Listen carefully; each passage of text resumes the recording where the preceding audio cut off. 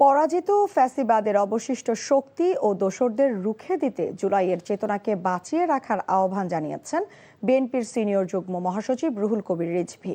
জুলাই আগস্টের ঐতিহাসিক গণ অভ্যুত্থান স্মরণে পহেলা জুলাইয়ের প্রথম প্রহরে কেন্দ্রীয় শহীদ মিনারে ছাত্রদলের মোমবাতি প্রজ্বলন কর্মসূচিতে তিনি এ আহ্বান জানান। রিজভী বলেন, জুলাই শহীদদের আত্মত্যাগ অন্যায়ের বিরুদ্ধে লড়াইয়ের প্রেরণা যোগায়। তাই শহীদদের স্মরণ কোনো একদিন বা এক মাসের মধ্যে সীমাবদ্ধ রাখা যাবে না, তাদের আদর্শ প্রতিদিন ধারণ করতে হবে। তিনি বলেন, শহীদদের চেতনা ভবিষ্যতে কোনো স্বৈরাচার, ফ্যাসিবাদ বা গণবিরোধী শক্তিকে মাথা চাড়া দিয়ে উঠতে দেবে না। এ সময় ছাত্রদলের কেন্দ্রীয় সংসদের নেতাদের পাশাপাশি নেতা কর্মীরা উপস্থিত ছিলেন।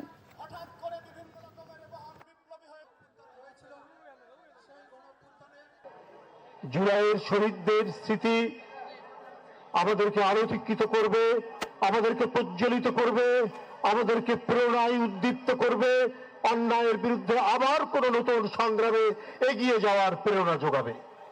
আমি চীনের প্রাচীর দেখিনি, আমি আবু সাইদের বুক দেখেছি। চীনের প্রাচীরের মতো দাঁড়িয়ে থেকে কি করে গুলি খায় সেই দৃশ্য আমি দেখেছি।